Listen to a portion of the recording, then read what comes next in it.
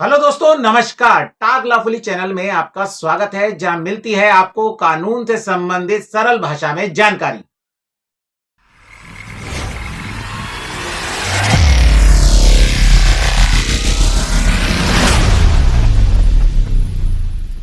आज का हमारा विषय है समान नागरिक संहिता यानी कि यूसीसी। आज विस्तार से जानेंगे हम इस कानून के बारे में।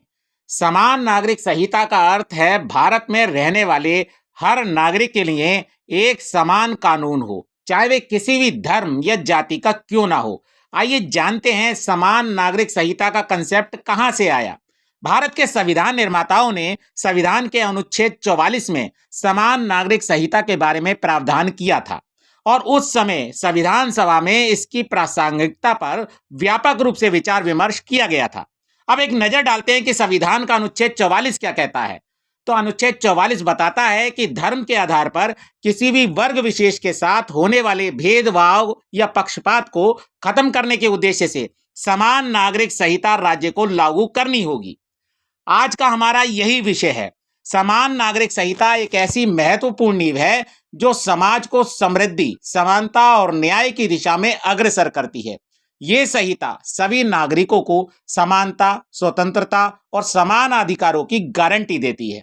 समान नागरिक संहिता का महत्व इस बदलते समाज में बहुत जरूरी है। ये समाज के विभिन्न वर्गों और समुदाय के लोगों को एक समान मंच पर खड़ा करती है, जिससे उन्हें समाज में समान अवसर मिलते हैं। अगर ये कानून इतना ही महत्वपूर्ण है तो इस कानून को लाए जाने में इतनी असुविधा क्यों हो रही है? क्यों देश भर में एक भ्रम की स्थिति है? क्यों देश के लोग इसका विरोध कर रहे हैं? क्या ये इस कानून का विरोध है या ये सरकार का विरोध है जो इस कानून को लाने का बल दे रही है? कुछ लोगों का यह मानना है कि यूसीसी के लागू होने से देश में धार्मिक और सामाजिक अधिकार छिन जाएंगे और धार्मिक अस्मिता व संप्रदाय विशेष की पहचान खोने का खतरा बढ़ जाएगा। कुछ लोग ये मानते हैं कि इससे ये भी आशय लगा रहे हैं कि धार्मिक व्यवस्था ही बिगड़ जाएगी। भैया, शादी विवाह, भरण पोषण, संरक्षता, विरासत को लेकर नियम बदलने से उनका अस्तित्व ही खत्म हो जाएगा। ये तो सब खत्म करने की बात हो रही है। यहाँ ये भी जानना दोस्तों महत्वपूर्ण है कि अभी तक हमारे देश में शादी विवाह, तलाक, संरक्षता, भरण पोषण, गोद लेने जैसे अलग अलग कामों के लिए अलग अलग धर्म समुदायों में अलग अलग विधि प्रचलित है, जो उनकी पर्सनल विधि है, जो इन मामलों में अलग अलग इन कामों की व्याख्या करती है। यूसीसी के लागू होने से सभी नियम कानून सभी धर्म समुदाय के लिए एक समान हो जाएंगे। तो भाई इसमें खराबी क्या है? दिक्कत कहाँ आ रही है? कहाँ कुछ खत्म हो रहा है? अब जान लो क्या क्या बदलेगा यूसीसी के लागू होने से। तो पहला बदलाव होगा भैया, देश में प्रचलित समस्त पर्सनल कानून प्रभावित हो जाएंगे। तो आइए देखें कौन कौन से पर्सनल कानून अभी तक चल रहे हैं, उनका जानना भी तो जरूरी है। तो हमारे यहाँ चलते हैं हिंदू विवाह अधिनियम, Muslim personal law, Christian marriage act, Parsi marriage act, special marriage act और आर्य समाज मैरिज एक्ट। तो ये पर्सनल कानून अभी तक चल रहे हैं, जिसके अनुसार सभी धर्मों में विवाह, शादी, तलाक, संरक्षता, गोद लेने जैसे नियम हमारे देश के कानून में चलते आ रहे हैं। दूसरा बदलाव होगा भैया, सभी धर्मों के लिए समान नियम होंगे।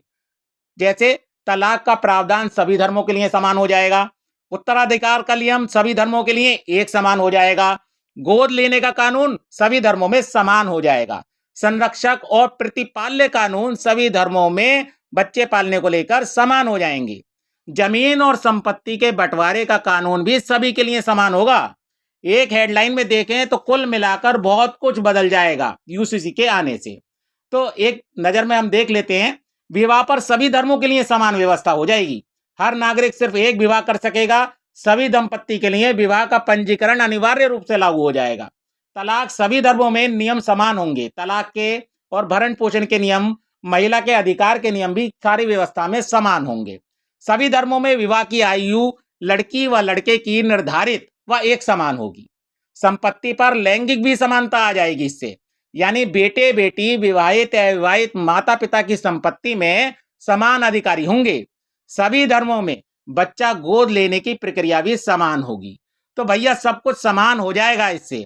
समान नागरिकता होगी, समान धर्मों का आदर होगा, समान क्या कहते हैं, सामाजिक न्याय की व्यवस्था आएगी। ये सभी काम समान रूप से होंगे। ये है हमारी समान नागरिक संहिता। हमारे आज की इस चर्चा में इस टॉपिक में आपने जाना समान नागरिक संहिता को, कितना ये महत्वपूर्ण है, क्या क्या बदलाव इसके अंदर आ सकते हैं। तो हमने इसी प्रयास के लिए अपना ये वीडियो समान नागरिक संहिता पर आज का बनाया है। आपको हमारे द्वारा दी गई जानकारी कैसे लगी, कमेंट करके जरूर बताइएगा। अगर आपको हमारे द्वारा दी गई जानकारी अच्छी लगी हो तो हमारे चैनल को लाइक सब्सक्राइब करिए। नमस्कार।